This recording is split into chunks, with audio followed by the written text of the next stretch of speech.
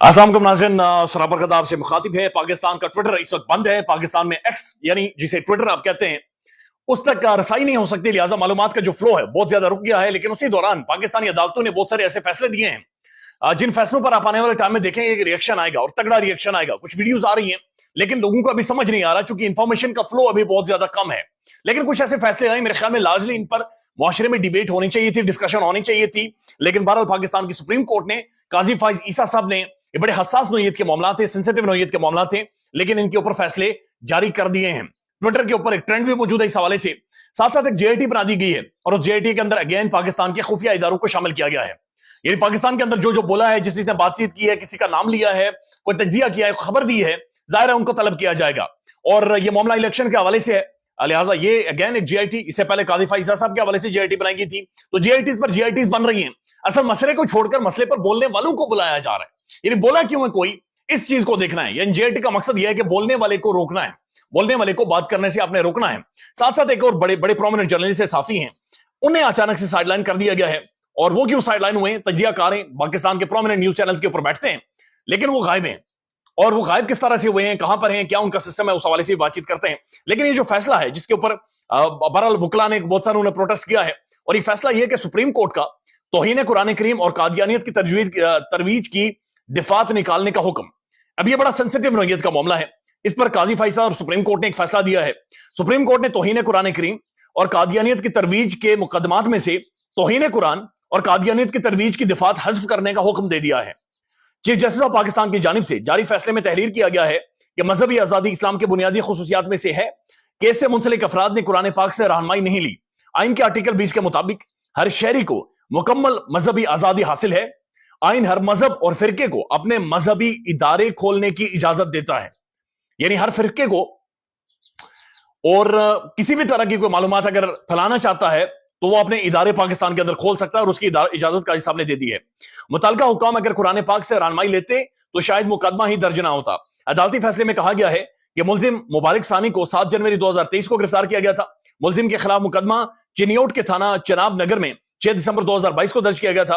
अदालत ने मुलजिम मुबारक अहमद सानी को 5000 रुपए की जाती जमानती मचल के और ये यानी इन्हें रिहा कर दिया गया है। यानी इस हवाले से एक ट्वीट भी सबसे पहले सिद्दीक जान साहब का आया, जिसके बाद ये सारी चीजें बाकायदा से अनफोल्ड भी हुए और डिस्कस होना शुरू हुई हैं कि जनाब कोई सुप्रीम कोर्ट का फैसला आया है। सिद्दीक जान साहब का बुनियादी तौर पर ये ट्वीट था और ये एक अहम तरीन ट्वीट था। उन्होंने लिखा कि सुप्रीम कोर्ट ने एक बहुत बड़ा फैसला दिया है जो कि अभी तक किसी को समझ ही नहीं आया। इतना बड़ा काम हुआ है कि कोई सोच भी नहीं सकता कि यह फैसला कभी पाकिस्तान की सुप्रीम कोर्ट दे सकती है।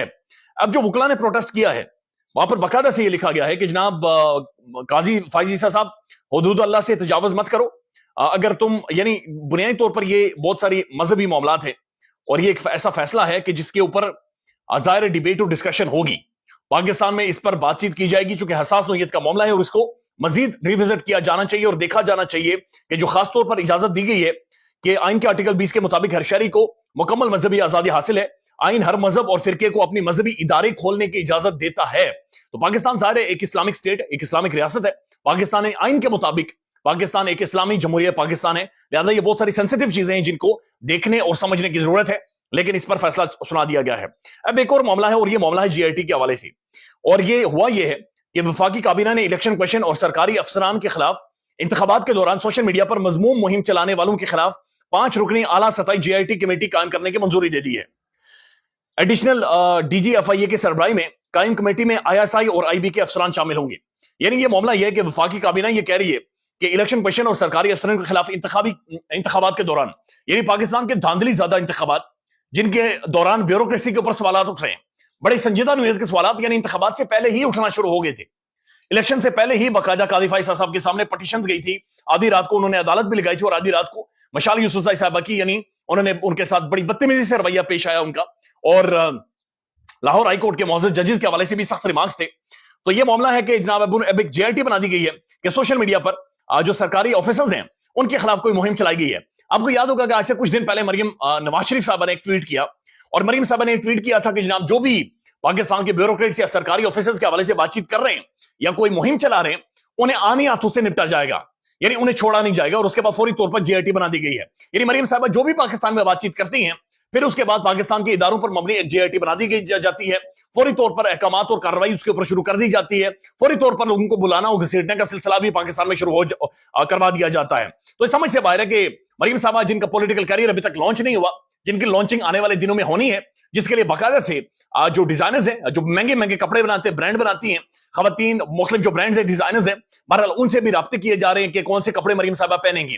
और ये पाकिस्तान के अंदर बाकायदा से खबर है, ये रिपोर्ट हुई है कि मरीम साहबा जिस दिन सीएम पंजाब बनेंगी, हल्फ उठाएंगी, उस दिन कौन से डिजाइनर का वो कपड़ा पहनेंगी, इसके ऊपर पार्टी के अंदर यानी बहस जारी है, यानी इसके ऊपर बहस भी जारी है और इसके ऊपर बातचीत भी हो रही है। सिद्दीक जान साहब ने भी इस हवाले से ट्वीट किया कि महंगे तरीन ब्रांड्स जो डिजाइनर्स है खासतौर पर, उन्होंने इनकार कर दिया ड्रेस देने से, और उनका यह कहना है कि हमने अगर आपको ड्रेस दे दिया तो उसके बाद यह होगा कि हमारे खिलाफ मुहिम शुरू हो जाएगी, क्योंकि लोग पाकिस्तान के गुस्से में हैं।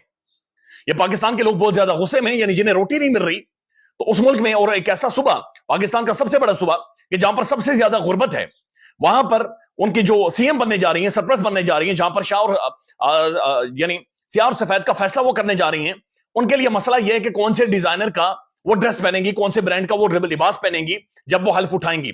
तो ये सारे मामला हैं जो कि पाकिस्तानी मीडिया में रिपोर्ट हो रहे हैं और इनके ऊपर एक रद्द-ए-अमल भी बहरहाल मौजूद है। तो अब जेआईटी बना दी गई है और ये एडिशनल डीजी एफआईए हैं आगे सरबराही में कायम होगी, और आईएसआई और आईबी के अफसर इसके अंदर शामिल होंगे। यानी जो जो लोग बोले हैं, मुहिम कौन सी होती है? मुहिम वो होती है जिसके पीछे कोई एजेंडा हो। लेकिन सोशल मीडिया पर जब आकर बातचीत करें, आप सवालात उठाएं, यानी इलेक्शन वाले दिन खुद जो चीफ इलेक्शन कमिश्नर हैं, उन्होंने बाकायदा से एआरवाई पर मरियम बुखारी साहिबा से, महर बुखारी साहिबा से बातचीत करते हुए उन्होंने ये कहा कि जनाब हमने आरओज को ये कह दिया कि आधे घंटे के अंदर सारा रिजल्ट हम तक पहुंचाएं, नहीं तो आपको फारिग कर दिया जाएगा। ये सारे डिबेट और डिस्कशन और बातें वहां से शुरू हो गई थी कि पाकिस्तान के अंदर, और खासतौर पर उसके बाद जब कमिश्नर रावलपिंडी ने खुलकर बातचीत की और उन्होंने कहा कि मुझसे धांधला फिरवाया गया है और चीफ जस्टिस का भी नाम लिया, तो जाहिर है ब्यूरोक्रेसी के ऊपर बातचीत होगी, फिर डिस्कशन होगी, डिबेट होगी। लेकिन जाहिर इस डिबेट और डिस्कशन को रोकना है, बल्कि जुबानें बंद करनी है, असल मसले को एड्रेस नहीं करना, बल्कि जो बोल रहा है, जो बोला है, या जिसने कोई भी इस हवाले से बातचीत की है, उन सबको अपने रोकना है। अब साथ एक और खबर है, और खबर यह है कि जनाब एक तो ऑलरेडी पाकिस्तान के अंदर मीडिया बहुत ज्यादा बंद है, लोग बोलते नहीं है, और टेलीविजन तो बिल्कुल लेटा हुआ है। लेकिन साथ साथ खबर यह आई कि जनाब ARY न्यूज का प्रोग्राम है द रिपोर्टर बड़ा तगड़ा प्रोग्राम है, और वहां पर ज़ाहिर खबर गुमन साहब उसे होस्ट करते हैं, और चौधरी गुलाम हुसैन पाकिस्तान के सीनियर ट्रेन जर्नलिस्ट, यानी वो भी, इससे पहले उन्हें भी गिरफ्तार किया गया, हथकड़ियां डाली गई, उन्हें भी इबरत का निशाना बनाने की कोशिश की, बेबाक तज्जिया करते हैं, बड़ा खुलकर बोलते हैं और बड़ी रौनक लगी रहती है।